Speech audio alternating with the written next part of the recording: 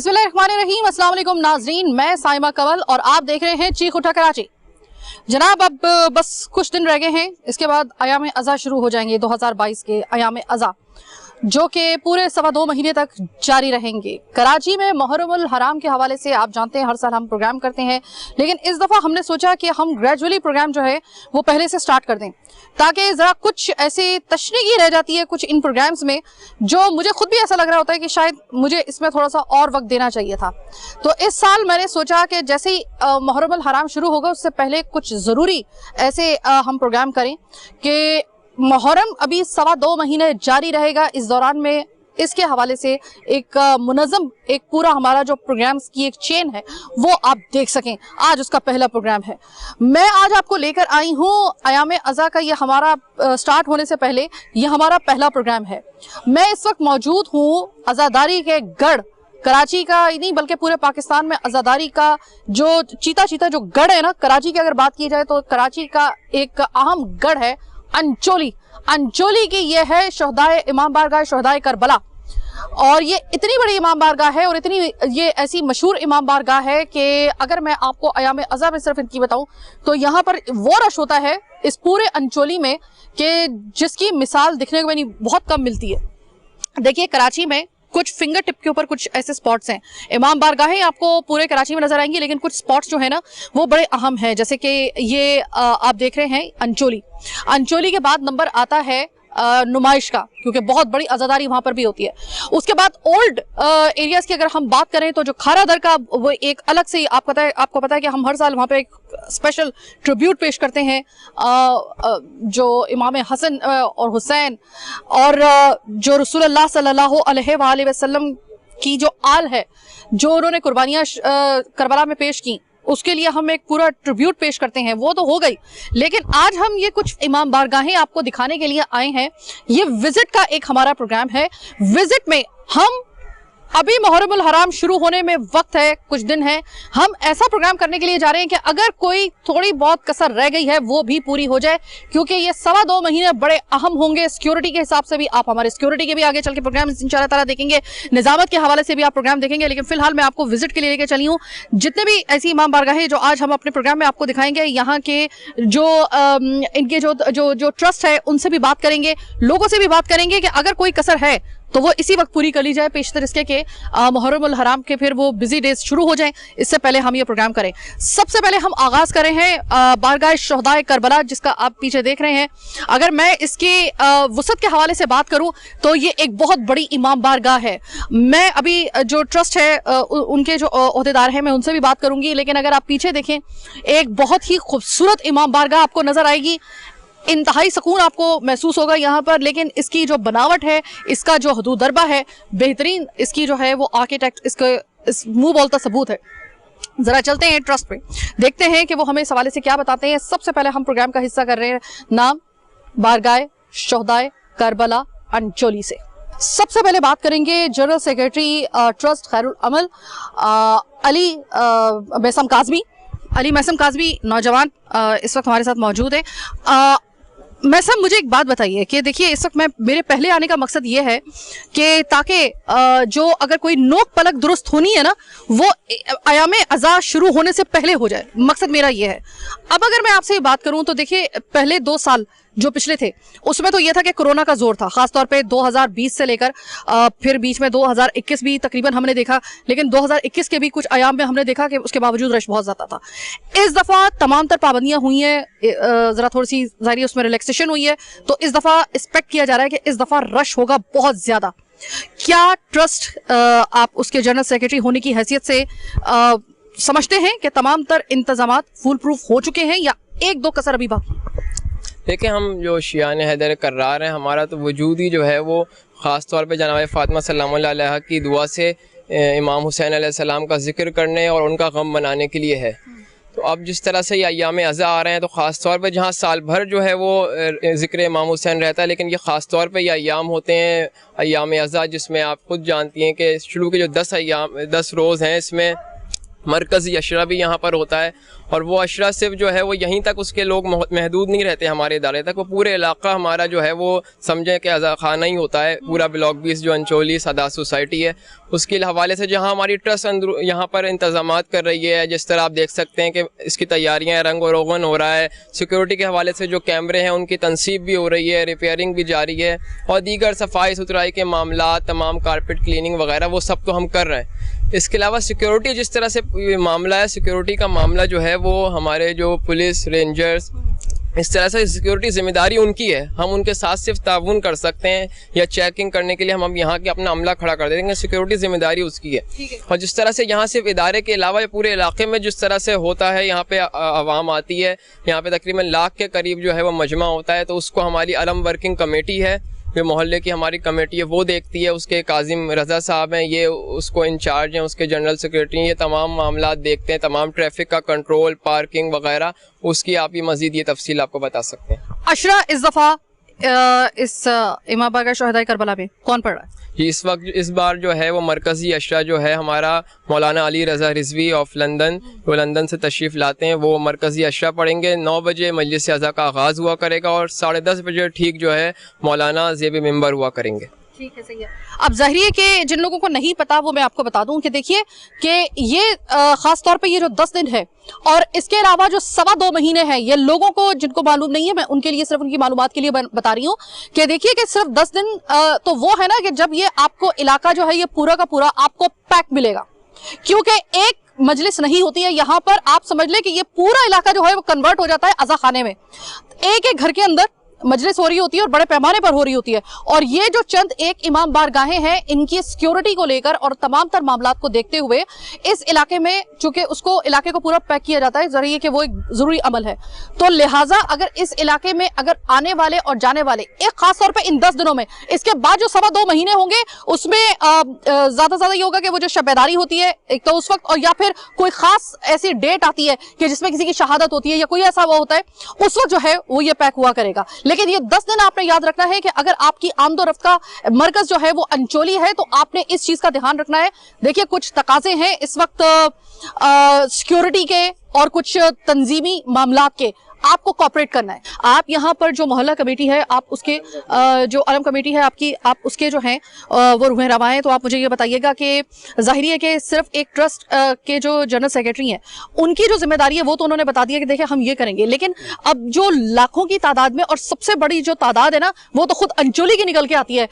पढ़ रहे हैं अशरा अली रज़ा रिजवी साहब। अब आप सोचिए कि यहाँ पर जब आपको याद होगा कि अल्लाह बख्शे जब ज़मीर अख्तर नकवी साहब की मजलिस होती थी तो मुझे याद है कि पूरा का पूरा ये ग्राउंड जो था ना, अगर किसी को एक पाँव रखने की भी जगह मिल गई ना तो गनीमत है।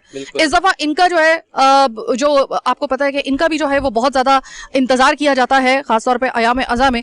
ये पढ़ रहे हैं इस दफा अली रज़ा रिजवी साहब, इस जगह पे अशरा होगा, रश बहुत ज्यादा, और सबसे ज्यादा अंचोली से सबसे ज्यादा जो है वो नफूस आएगा। अब आप मुझे ये बताइएगा कि कोई इनके लिए किसी किस्म का आपने जो है वो कोई ऐसी रिस्ट्रिक्शंस या कोई ऐसा, क्योंकि जाहिर है कि जितना ज्यादा रश होगा वो उतना ही ज्यादा फिर आपके लिए जो है वो चैलेंज होगा एक, ऐसे में कोई प्रिकॉशंस वगैरह लेने के लिए आपने कहा है इनको, मोहल्ले को, जो ये खासतौर पे रेजिडेंशियल एरिया है अंचोली का, इन लोगों को कुछ कहा है आपने? देखिए, पहले तो मैं K21 का शुक्रिया अदा करूंगा कि वो यहाँ पर आए और हमारी आवाज़ जो है वो इदारों तक पहुँचाएँ और आवाम तक पहुँचाएँ। और दूसरा ये कि हमने जो इलाके के हवाले से थे, कुछ लोग, हमारी मीटिंगें होती रही हैं, हमने इलाके में जो गाड़ियाँ हैं, कुछ लोग आने वाले हैं, एक तो पुराने लोग हैं, सब एक दूसरे को जानते हैं, और फिर भी हमने उनके कुछ रास्ते बनाए कि जो पीछे मेहदी हसन वाली तरफ से आएंगे उस गेट से तो वो उनका खुला हुआ होगा, जो मेन एंट्रेंस अंचोली से आएंगे उनके लिए यहाँ पे चेकिंग होगी, उनको कुछ एक पास दिए जाएंगे ताकि वो उससे कंट्रोल में आ जाएंगे, पता होगा कि पास है। फिर छिपा वाला जो गेट है उसके ऊपर भी इसी तरह से कंट्रोल होगा। दूसरा ये है कि हमारे जो वॉलंटियर सारे लोग काम कर रहे होते हैं, बाकी ये हम काम कर रहे हैं इदारों के साथ मिलकर, असल जिम्मेदारी इदारों की है। और अभी हमने कुछ एप्लीकेशनें वगैरह लगाई हैं, कुछ सफाई के निज़ाम से, कि इलेक्ट्रिक को और टाउन को बोला है कि अंधेरा रहता है, लाइटें नहीं है यहाँ पर, सिक्योरिटी का निज़ाम नाकिस होता है, गने रख के बैठे हुए हैं, कोई घूम रहा है यहाँ पर आके, वो मकसद प्रॉपरली काम नहीं करते और हम मुतमईन नहीं होते। लेकिन बहरहाल बहरहाल वक्त के साथ तकाज़े हम चला रहे हैं, क्योंकि हम पिछले अदवार बहुत तल्ख गुजार चुके हैं और उसको देखते हुए हम अभी भी लूज पॉइंट कोई छोड़ेंगे नहीं। कोशिश हमारी ऐसे ही होगी कि लिहाजा अगर वो इदारे करेंगे तो ठीक है, अच्छा करेंगे, नहीं करेंगे तो हम उनके लिए एहतजाज भी करेंगे, खड़े हो जाएंगे। हम ऐसा नहीं है कि हम हाथ पे हाथ रख के बैठ जाएंगे और इनके रहमो करम पे छोड़ देंगे, ऐसा मुमकिन नहीं है। लिहाजा हमने सारी चीज़ें की हुई हैं। अभी हमने क्या नाम है 2D ग्राउंड का जो गंद फैली हुई है, कचरा कुंडी नहीं, वहाँ डंपिंग जोन बना दिया उसको, और वहाँ पे उसके लिए हमने एक मैसेज चलाया, जो चलने के बाद अगले दिन जो है गाड़ियाँ आ गई, सफाई होना शुरू हो गई। इसी तरह टाउन को जो है ना हमने अप्लीकेशन दी और बताया कि भाई यहाँ पे लाइटिंग का निज़ाम नहीं है और ये लाइटिंग नहीं होती है, यहाँ पे कोई इंतज़ाम आपका बिल्कुल नाक़िस है, बेकार है। वो फिर जाके हमने पुलिस में एडिशनल आईजी साहब के कुछ उनके साथ वो आए थे, उनके कोऑर्डिनेटर वगैरह फ़ोन आए तो उनसे राब्ते कर रहे हैं। उनको हमने सिक्योरिटी प्लान दिया है, ट्रैफिक वालों को दिया है, और हमने जो है वाटर पंप से डाइवर्शन करनी है सबसे पहले, तो वहाँ से रुकावट होगी। अगर वो नहीं रुकता और वाटर पंप की तरफ जाने वाले पथारे नहीं उठते तो वो जो ब्लॉक होता है उससे अज़ादार जो आ रहे हैं मजलिस में उनको प्रॉब्लम होती है कि घंटे रश में फंसे होते हैं। लिहाजा हमें वो क्लियर चाहिए, और वहाँ से वाटर पंप से गुलबर्ग चौरंगी आएगा, गुलबर्ग चौरंगी से जो आएगा वो नूर अस्पताल से लेके न्यू कराची वाला सारा वो डाइवर्ट वहाँ होगा। तो हमें ये पूरा टुकड़ा बिल्कुल क्लियर चाहिए, पथारे नहीं होंगे तो ट्रैफिक रवानी से चलता रहेगा, हैवी डाइवर्शन कराएंगे। प्लस ये कि हम रोड पे पार्किंग लगाते हैं, मिस्टर मैक्स से लेके जो है ना लगती है छिपा तक, और उसको रो बाई रो लगाते हैं, आखिरी में सिर्फ एक रो रह जाती है जो इमरजेंसी के लिए, फिर हम रोड के पार जाते हैं, उस जाकर रॉन्ग साइड पे भी लगवाते हैं। तो इसमें हमें ट्रैफिक का भी कुछ अमल दखल होता है, जो हम ट्रैफिक पुलिस लेकर आते हैं, उसमें फिर हमें बैरिकेड्स वगैरह कुछ चाहिए वो लेकर आते हैं। तो उनके साथ फिर हमें लिफ्टर चाहिए इमरजेंसी के लिए, तो हम वो लिफ्टर को भी जो जिस तरह मूव करना होता है उसको करते हैं।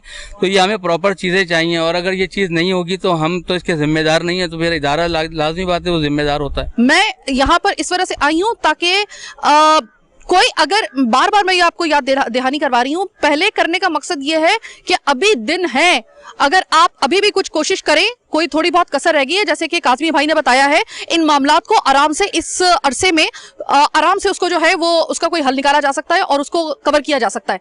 कवर कर लेंगे, यकीन करें कि हम भी आपको सलूट करेंगे, और खैर आफियत से जब ये अयाम निकलेंगे ना तो यकीन करें क्रेडिट आपको भी जाएगा इसके लिए। जनाब, इसी ट्रस्ट खैरुल अमल के जो फाइनेंस सेक्रेटरी हैं हुसैन अब्बास साहब हमारे साथ मौजूद हैं।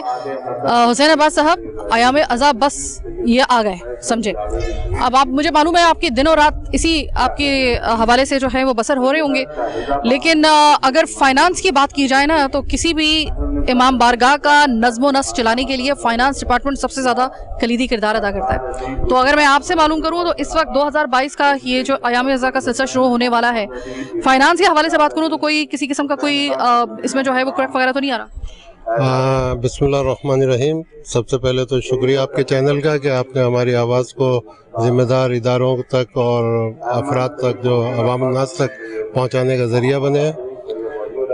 जब असल में हमारा ट्रस्ट जो है अभी न्यूली इलेक्टेड है, जून में इलेक्शन हुए थे और हम लोग जो 14 ट्रस्टीज़ हैं बिल्कुल सब फर्स्ट टाइम इलेक्ट हुए हैं। पिछले सारे ट्रस्टीज़ को बहरहाल जो कामयाबी नहीं हो सकी, तो हम लोगों ने सबसे पहले जो अपनी मीटिंग की थी उसमें ये अय्याम अज़ा को उसकी मुनासिबत से ये देखते हुए कि बहुत करीब है, तो हमने मेंटेनेंस का पहले चेक किया कि हमारा क्या क्या ज़रूरी है। तो जो मतलब हमारी इस इमाम बारगाह की और मस्जिद की बहुत अरसे से मेंटेनेंस नहीं हुई थी, तो जब हमने एसेस किया तो इसमें पूरी लीकेज थी पानी की, ऊपर से छतें डैमेज हुई थी और रंग रोगन भी नहीं हुआ था। तो उसके लिए हमने जो एस्टीमेट लगाए तो फिर वो हमारा बहुत ज़्यादा हो रहा था, तकरीबन 10-12 लाख रुपए तक उसके जा रहा था। तो फिर हमने अपना अकाउंट चेक किया अपने बैंक में, तो वहाँ हमारे बहुत अच्छे एनफ फंड्स मौजूद हैं और एक हैंडसम अमाउंट मौजूद है, लेकिन वो आउटगोइंग ट्रस्टीज जो थे उनमें से किसी ने एक अनऑथराइज ब्लॉकेज करवा दिया था अकाउंट हमारा, तो उसकी वजह से बैंक हमें अलाउ नहीं कर रहा था। उन्होंने कंडीशन लगा दी कि आप अपना रजिस्ट्रेशन सर्टिफिकेट वो लेके आइए पहले। खैर वो तो अब प्रोसेस होगा, ज़ाहिर उसमें तो गवर्नमेंट से टाइम लगता है, लेकिन अब हमें क्या हो गया कि जो ये फंड्स की इमीडिएट ज़रूरत थी, जब हमने काम शुरू किया तो अभी हम बड़ी मुश्किल हो गई है कि ये फंड्स पूरे नहीं कर पा रहे हैं। मेरे ख्याल में कि इसके लिए इन अयाम अज़ा में इससे बेहतर तरीका नहीं हो सकता फैसिलिटेट करने का।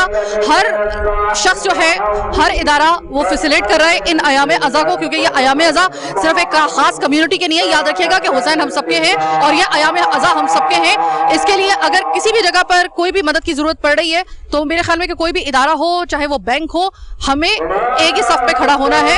ये अयाम किसी सूरत में तसल्ली के साथ गुजर जाएं और इसमें किसी किस्म का कोई दिक्कत पेश ना आए। इसके लिए हमें जितना भी अपने अपने बिहाफ पर हमें एक पेज पर आकर काम करना पड़े, कीजिए।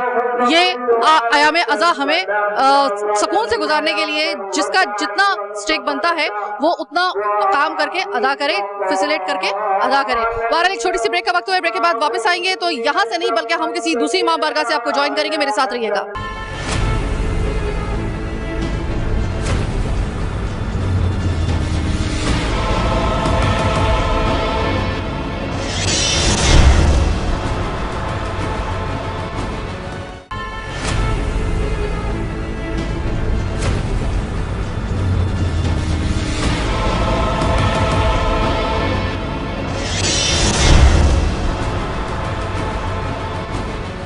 ब्रेक के बाद खुशामदीद। इस वक्त मैं मौजूद हूँ इमाम बारगाह इमाम ज़माना, ये पीपल्स कॉलोनी ब्लॉक एन में मौजूद है। इमाम बारगाह इमाम ज़माना। वाज़ेह रहे कि 7 मुहर्रमुल हराम का मरकजी जुलूस यहाँ पे निकलता है। कुछ वजूहात की बिना पर आप इसको कह सकते हैं एक सेंसिटिव एरिया में मौजूद ये इमाम बारगाह। हाथ में मेरे एक आप फाइल देख रहे हैं, ये फाइल इतनी बड़ी है क्योंकि इसमें जो मुंतज़मीन हैं इस इमाम बारगाह इमाम ज़माना के, इन्होंने मुतादिद एप्लीकेशंस मुख्तलिफ इदारों में इन्होंने जमा करवाई हुई हैं इस अयाम अज़ा के शुरू होने से बहुत पहले की, ताकि काम किया जा सके। मुझे अफसोस से ये बात कहनी पड़ती है कि इतने सेंसिटिव एरिया में जिस इमाम बारगाह को सबसे ज़्यादा सिक्योर करना चाहिए, उसी इमाम बारगाह की सबसे ज़्यादा एप्लीकेशंस भेजने के बावजूद और दर्ज कराने के बावजूद, उनके नोटिस में लाने के बावजूद एक पैसे का यहाँ पर काम किसी हवाले से नहीं हुआ। अगर आप देखें तो सबसे पहला पॉइंट है वो है स्ट्रीट लाइट का। यहाँ पर ताहद्दे निगाह जो आपको स्ट्रीट लाइट्स नजर आएंगी वो सिरे से मौजूद ही नहीं है। जो इनके अपने जो रिसोर्सेज से इन्होंने कुछ जगहों पर स्ट्रीट लाइट उन्होंने जारी लगाई हुई है, तो वो एक सरे दस एक गुजारा करने वाला काम है। प्रॉपरली यहाँ पे स्ट्रीट लाइट नहीं है। इस सड़क पर स्पीड ब्रेकर नहीं है। स्पीड ब्रेकर थे जिनको खत्म करवा दिया गया। शायद किसी को ये बात पसंद नहीं थी कि स्पीड ब्रेकर यहाँ पे हो। देखिए स्पीड ब्रेकर यकीनन शायद आपको भी पसंद ना हो वैसी, और मुझे भी पसंद ना हो, क्योंकि हमें रवानी के साथ निकलना पसंद है। कुछ मकामात ऐसे होते हैं जहाँ पे स्पीड ब्रेकर का होना बहुत ज़रूरी होता है, और ख़ास तौर पे ऐसे सेंसिटिव मकामात पर कि अगर खुदा न खास्ता कोई कार्रवाई करके जा रहा है तो आगे कम से कम स्पीड ब्रेकर पर उसको थोड़ी देर रुकने का मौका तो मिले, ताकि वो उसको पकड़ा जा सके या कोई उसका नंबर एटलीस्ट नोट किया जा सके। अगर यहाँ पे वो स्मूथली यहाँ से निकल जाए। मैं बाहर खड़ी होकर मैंने 5 मिनट तक ऑब्जर्व किया इस सड़क के ऊपर, इसी इमाम बारगाह के बिल्कुल गेट के सामने वाली सड़क पे मैंने खड़े होने के बाद ये खुद जो है तजर्बा किया और खुद मैंने ये महसूस किया और मैंने ऑब्जर्व किया कि यहाँ से बहुत तेजी के साथ मोटर बाइक्स भी आ रही हैं, गाड़ियां भी आ रही हैं और किसी किस्म की कोई रुकावट नहीं है।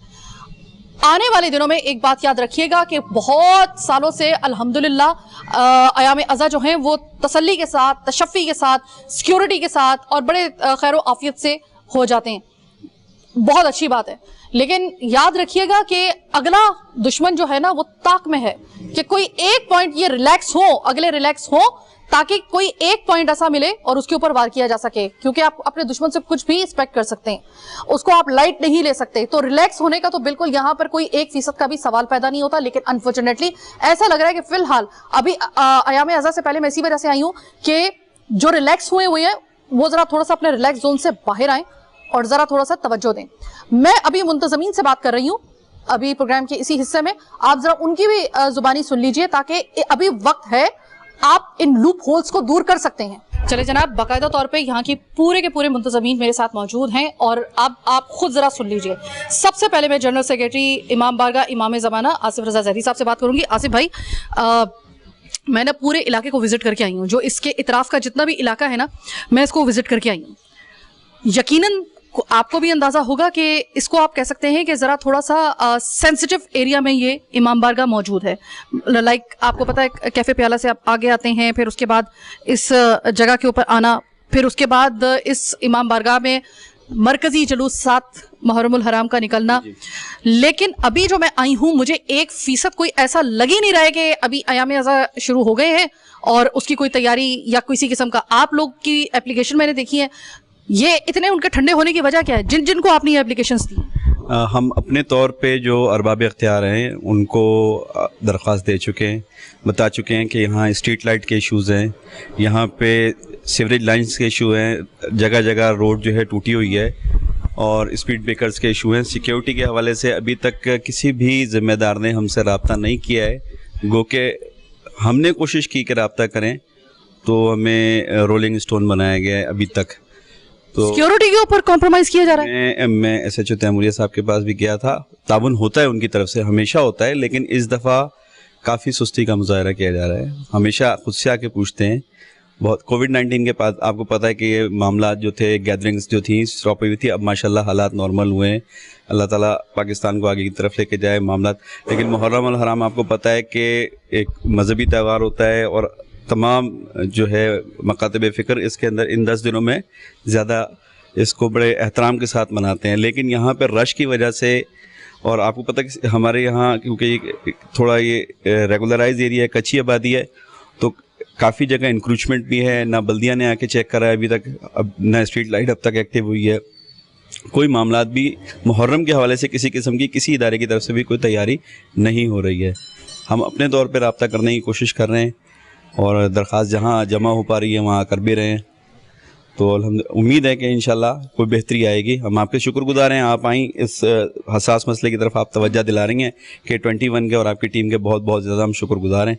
अल्लाह ताला आपकी इस काविश को कबूल फरमाए। अरे अयाम अज़ा बस खैरियत से गुजर जाएं तो शुक्रिया की अदा करने की बात नहीं है, फ़र्ज़ की अदायगी की बात है। ये तो फ़र्ज़ है हम लोगों का। इसी वजह से इस दफ़ा हमने कोशिश की कि पहले ज़रा आ जाएं। फवाद मेरे साथ मौजूद है। फवाद जैदी, आप मुझे ये बताइएगा कि एप्लीकेशन का पूरा ढेर आपके पास है जो कि रिसीव शुदा हैं।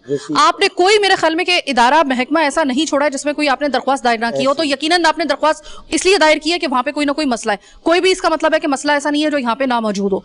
आपने उसकी एप्लीकेशन करवाई, तो अगर रिस्पॉन्स इतना ठंडा किस्म का आ रहा है, सर पे जो है वो बिल्कुल आ गया है मुहर्रम, ऐसे में किस तरीके से अगर ये ना इंतजामात हुए तो आज़ादारी कैसे होगी? बात यह है कि हमने दरख्वास्तें 12 सब जगह जमा कराई, थानों में, पुलिस में, रेंजर्स में, हर जगह हमने अपनी दरख्वास्तें सबमिट कराई। इवन ये कि DC ऑफिस में ये रिसीविंग कराई हैं। मुख्तलिफ हैं, 3 किस्म की अलग अलग, मतलब ये रोड की पेवंदकारी के लिए ये रिसीव कराई, ये स्ट्रीट लाइट्स के लिए रिसीव कराई, ये गटर लाइन के लिए रिसीव कराई। ये प्रोग्राम के जो हमारे मुहर्रम उल हराम के शेड्यूल हैं उसके हवाले से कि इन औकात में हमारे यहाँ मजालिस हैं और प्रोग्राम मुनक्किद होते हैं, तो उसके लिए ये सफाई इंतजामात के, यानी कि ये इंक्रोचमेंट का मसला भी। अच्छा देखिए इंक्रोचमेंट, क्योंकि देखिए जुलूस का निकलना यहाँ से अगर बीच में इंक्रोचमेंट को रिमूव नहीं किया जाता है, उसको हटाया नहीं जाता है, तो यकीनन आपको भी पता है कि फिर जुलूस का यहाँ से गुजरगा आप आराम से नहीं गुजर सकते यहाँ से। तो 7 मुहर्रम का मरकजी जुलूस है हमारे, मतलब बारगाह का, इमाम बारगाह इमाम ज़माना का, मगर उसके लिए इंतजामात ज़ाहिर है लाइटें वगैरह होती हैं। इवन ये भी कि 2 साल से हम लोग खुद ही अपने मतलब जो मुंतज़मीन है वो अपने वसाइल से लाइटें लगवा रहे हैं।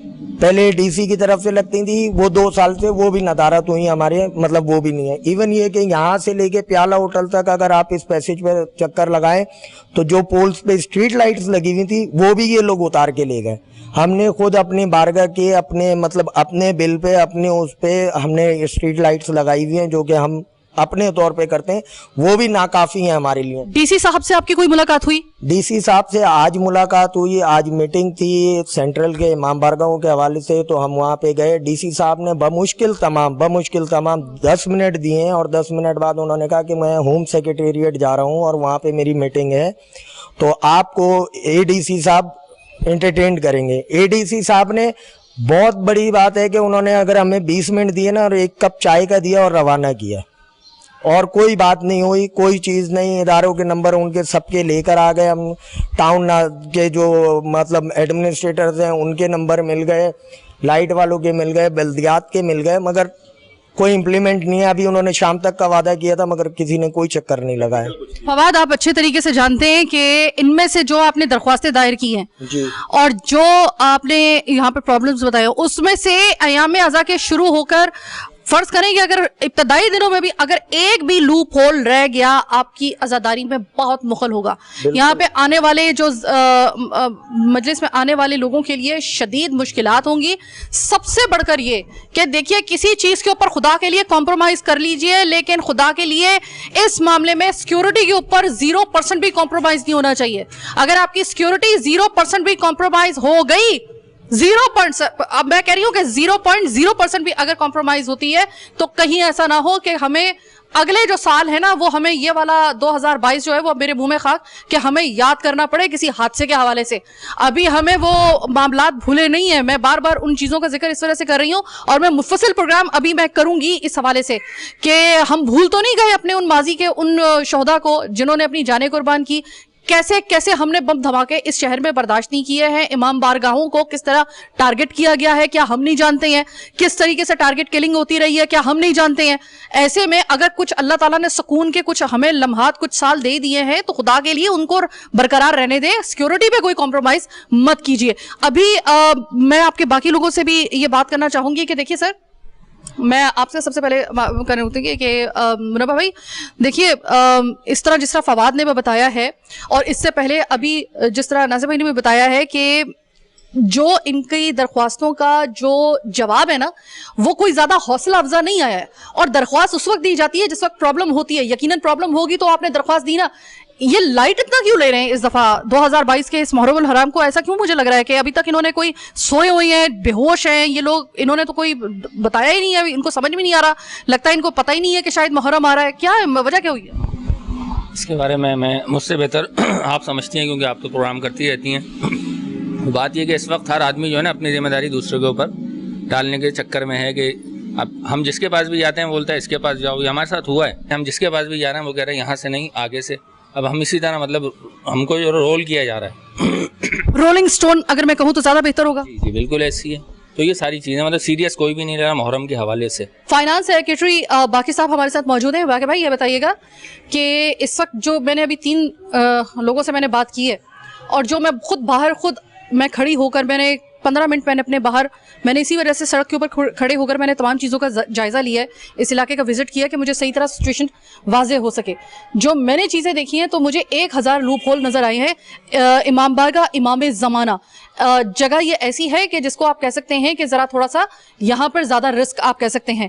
तो ऐसे में आपके इस तरह का जो रिस्पॉन्स आ रहा है, आप क्या कहते हैं कि ये क्या शायद इस वजह से कि अभी पहले अभी अयाम अज़ा शुरू होने में थोड़ा सा वक्त है, क्या ये इस चीज़ का इंतजार करें आपके ख्याल में कि अयाम अज़ा जब शुरू हो तो कोई काम करवाया जाए, उससे पहले नहीं हो सकता क्या?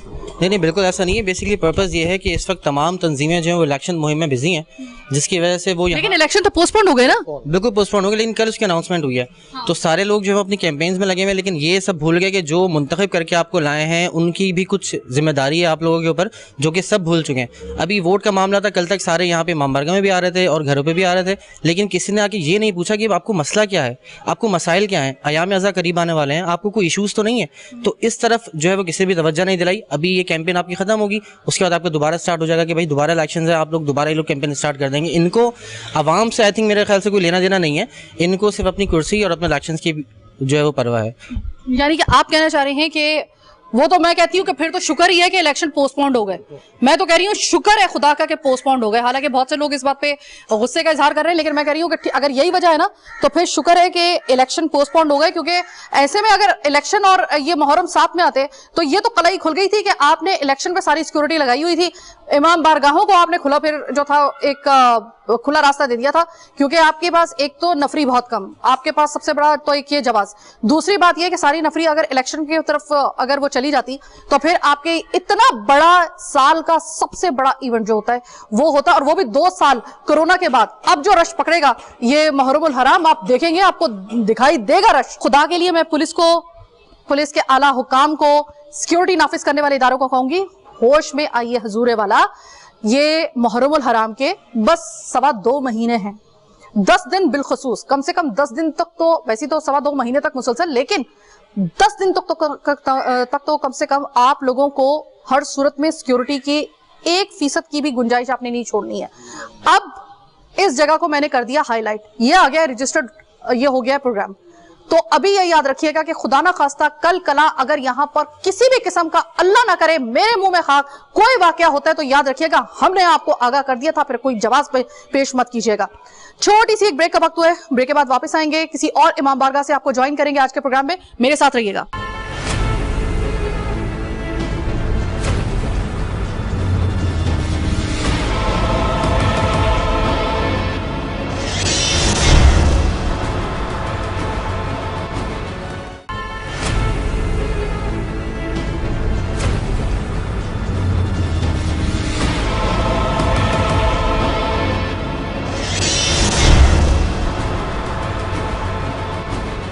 ब्रेक के बाद खुशामदीद बाबुल इल्म। ये वो इमाम बारगाह है कि जिसमें इस दफा भी जो अशरा है वो शहंशाह हुसैन नकवी साहब पढ़ेंगे। शहंशाह नकवी साहब के अशरे पढ़ने का मतलब ये कि यहाँ पर अगर आपको पाँव रखने की थोड़ी सी भी अगर जगह मिल रही है तो गनीमत जानिएगा, इतना रश होगा यहाँ पर। ऐसे में क्या यहाँ पर इससे पहले जो इंतजामात हो जाने चाहिए, क्या वो इंतजामात हुए? क्या किसी किस्म का कोई पॉइंट ऐसा रह तो नहीं गया है जिसको अभी आप लोगों ने, आपके नोटिस में नहीं है, वो शायद हमारे इस प्रोग्राम के बाद नोटिस में आ जाए। जैदी साहब मेरे साथ मौजूद हैं और आपको पता है कि मैं हर इमाम बारगाह में जो मुंतजमीन हैं मैं उनसे बात कर रही हूँ, क्योंकि आज मैं आम लोगों से बात नहीं कर रही हूँ। आज सिर्फ दिखाने का मकसद ये है कि वक्त है, कुछ दिन पड़े हैं, अभी भी अगर वक्त के ऊपर अगर आपने इंतजामात पहले मुहर्रम से पहले अगर मुकम्मल कर लिए तो thank you so much. Zaidi साहब ये मुझे बताइएगा कि लास्ट टाइम मुझे याद है कि जब मैं आई थी तो एक बहुत बड़ा मसला था यहाँ पर कि ये जो पुल के ऊपर जो है वो शटर नहीं थे। आज वो शटर अल्लाह का शुक्र है उस प्रोग्राम के बाद वो हो गए, तो उससे बड़ी बचत हो गई इस वक्त। अब मुझे ये बताइएगा इस साल सबसे कलीदी मसला यहाँ पर ऐसा क्या है कि जिसको सही करना है? सबसे बड़ा मसला यहाँ पर यह है कि ये जो हमारा गटर खुदा हुआ है और इसको शटरिंग करनी है, इसको रोड अक्रॉस द रोड जो मजलिस में लोग आएंगे, ख़ास तौर पे ख़वातीन, उनके लिए ये मसला होगा कहीं खुदा न खास्ता कोई गिर ना जाए उसमें, तो वो शटरिंग अगर लग जाए तो बेहतर होगा। अगर आप मुनासिब समझें तो चल के देख भी सकते हैं। मैं बिल्कुल चाहूंगी कि आप वो जो जगह दिखा दें ताकि मैं अच्छे तरीके से हाईलाइट कर दूं। आ जाइए जनाब, वो चीज़ मैं आपको दिखाने के लिए आई हूँ। अब आप मुझे ये बताइए, सरिये इस तरह अभी खुले हुए हैं, वक्त होता है किसी काम को करवाने का, या वक्त होता है किसी भी काम को पाया तकमील तक पहुंचाने के लिए वक्त की जो ज़रूरत होती है वो बड़ी शिद्दत से महसूस की जाती है। ये आप ज़रा देख लें कि ये ठीक आयाम अज़ा से पहले इस तरीके से ये खुला हुआ है। अल्लाह ना, अच्छा ये मैं बता दूं आपको कि ये इमाम बारगाह की तरफ आने वाला जो एक रास्ता है वो यही है। इस दौरान में ख़वातीन अमूमन ये जो है वो सड़क अमूमन ये पार करते वक्त खुदा ना खास्ता उनके गिरने का ज़्यादा एहतमाल है, क्योंकि ख़वातीन जो है वो अमूमन इस रास्ते को इख्तियार करती हैं। तो ये मुझे बताइएगा कि ये तो बड़ा ख़तरनाक मामला है, इसमें कैसे ख़वातीन आएंगी? अब ये जो है ना, ये बहुत बड़ा मसला है। हमने आज बात भी की है डीसी साहब से, वो अश्योरेंस तो दिला रहे हैं कि ये मुहर्रम से पहले पहले यहाँ शटरिंग वगैरह लग जाएगी। अगर नहीं लगेगी तो खुदा न खास्ता कोई बहुत बड़ा हादसा हो सकता है, एक्सीडेंट हो सकता है और ये कुछ भी हो सकता है। कोई साहब एक और बात, अब देखिए हम तो मुहर्रम की बात कर रहे हैं ना, आप जानते हैं कि मुहर्रम से पहले ही लोगों का इमाम बारगाह की तरफ रुख हो जाता है। आपको पता है कि क्योंकि इससे पहले ईद गदीर होती है, ईद गदीर के फौरन बाद जो है आपको पता है कि लोगों की आमदोरफ्त का सिलसिला मुहर्रम से पहले ही शुरू हो जाता है। ये आप भी जानते हैं, मैं भी जानती हूँ। ऐसे में तो मेरे ख्याल में कि ये ईद गदीर से कम पहले ये सही होना चाहिए था, क्योंकि ये इसको जो है वो मुहर्रम हराम के बिल्कुल पहले मुहर्रम तक उन्होंने टारगेट रखा हो। ये तो बेवकूफ़ी और कुछ नहीं। हाँ, मगर ये हमें जो एक्सक्यूज़ दे रहे हैं वो ये दे रहे हैं कि बारिशों की वजह से ये डिले हो रहा है, लेकिन ये हो जाना चाहिए था बारिशों से भी पहले। जिस तरह आपने कह रही हैं, ये बारिशों से भी पहले हो जाना चाहिए था, मगर नहीं हुआ है। ये हमारी बदकिस्मती है कि कराची की कि इस किस्म के हालात कराची में आपको हर जगह मिलेंगे, और ये बिलखुसूस ये तो बहुत ज़्यादा यहाँ पर डेंजरस है कि किसी वक्त भी कुछ भी हादसा हो सकता है। और इस हादसे से बचने के लिए हम भी और आप भी अपील करेंगे ये बल्दिया वालों से, KDA वालों से, कि इसको प्लीज़ जल्द से जल्द इसको शटरिंग लगवाएं और इसको इस मसले को ख़त्म करें। सर बेसिकली ये केडीए का मामला है या किसी और महकमे? केडीए का मामला है ना, खालिस्तान केडीए का मामला है। तो ये केडीए को मैं ये सिर्फ ये कहूंगी कि हजूरे वाला जाग जाइए, अल्लाह का वास्ता है जाग जाइए। किस ख्वाब गफलत में आप महव हैं। ये देखिए कि इस वक्त क्या आ गया है। अब आप वक्त की आप सिर्फ नज़ाकत को चेक करें। शहर के बाकी मामलात आपके सामने हैं। अब तो इलेक्शन की वो जो तलवार लटक रही थी वो भी पोस्टपोन्ड हो गई है। आप जो सिक्योरिटी से लेकर बाकी तमाम तर मामलात हैं वो तमाम के तमाम फोकस अब जो रखें ना वो सिर्फ मुहर्रम की तरफ रखें। अभी आप मुझे ये बताइएगा कि रिस्पांस सिर्फ तिफल तसलियों तक का महदूद होकर रह गया है या फिर अभी कोई प्रैक्टिकल कुछ हुआ है? नहीं, अभी तक कोई प्रैक्टिकल कुछ नहीं हुआ है। बस डीसी साहब ने हमें, डीसी साहब कौन? डीसी साहब ताहा सलीम साहब ने, उन्होंने हमें एश्योरेंस दिलाई है कि नहीं ये हो जाएगा, मगर अभी तक कोई प्रैक्टिकली कोई काम हुआ नहीं है, कोई भी चीज़ नहीं है। सो मच सो कि लाइटिंग का काम, कारपेटिंग का काम अभी तक कुछ नहीं हुआ है। सर लाइटिंग का है, मुझे तो स्ट्रीट लाइट नजर ही नहीं आ रही। नहीं, इधर कोई लाइट नहीं है। नहीं है ना? नहीं। ये जरा देख ले, मुहर्रम शुरू होने वाला है, कोई स्ट्रीट लाइट यहाँ पर बाबुल इल्म के पास नहीं है। इस वक्त अब किस चीज का इंतजार किया जा रहा है भाई? ये आप स्ट्रीट लाइट दिखाइएगा। मैं कैमरामैन से कहूंगी जरा दिखाओ जरा ये स्ट्रीट लाइट दिखाओ। एक भी इस वक्त मगरिब हो चुकी है, अंधेरा फैल चुका है, स्ट्रीट लाइट नहीं है यहाँ पर कोई। बाबुल इल्म है ये, बाबुल इल्म 5 स्टार पे बाबुल इल्म, एक बहुत बड़ी इमाम बारगाह, बहुत ही अहम इमाम बारगाह। और यहाँ पर आपकी अगर स्ट्रीट लाइट का, बाकी बात तो बाद में, पहले तो स्ट्रीट लाइट क्यों नहीं है, पहले सवाल का जवाब दिया जाए।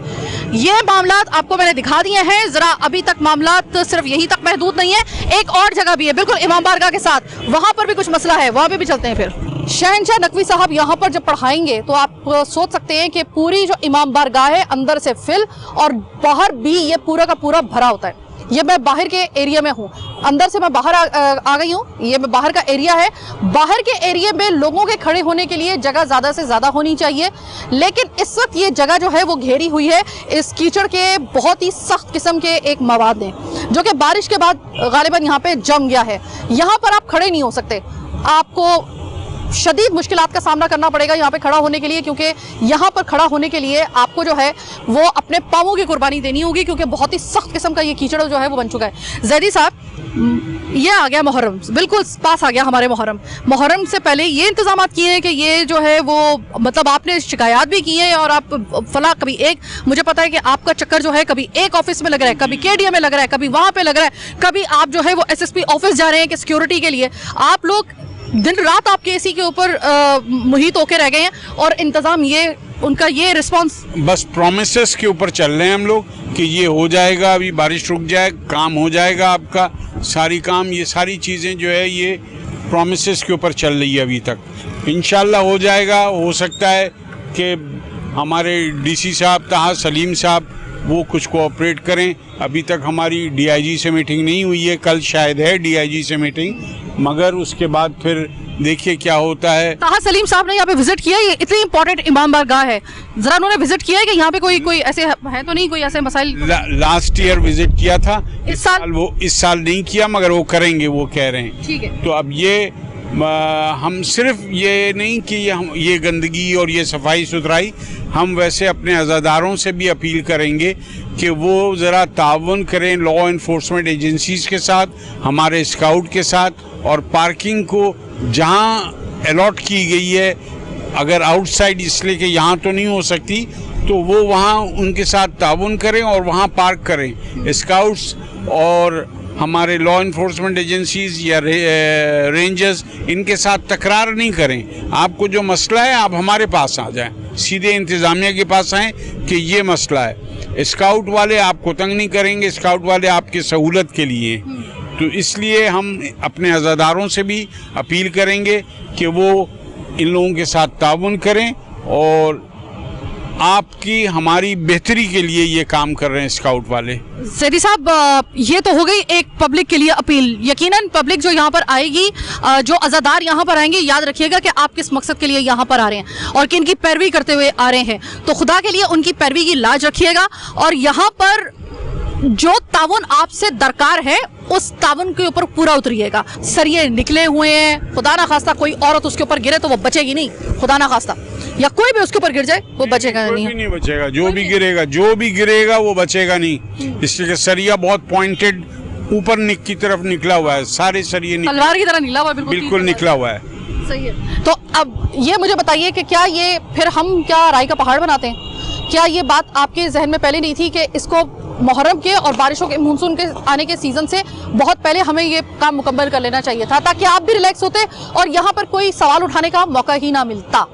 लेकिन आपने सवाल छोड़ दिया। इसी वजह से हम उसका जवाब तलाश करने के लिए आप लोगों को तलाश कर रहे हैं, ताकि आप हमें अगर जवाब नहीं भी दे रहे तो कम से कम इसको आके आप सही अभी भी अगर कर लेते, अभी कहें 2 से 3 दिन अगर आप आकर ये काम अगर कर लेते हैं तो कुछ मसला नहीं है, आराम से यहाँ पे आज़ादारी हो सकेगी। इसीलिए मैंने ये बिल्कुल आगाज़ में ही मैंने ये प्रोग्राम कर दिया मुहर्रम शुरू होने से पहले।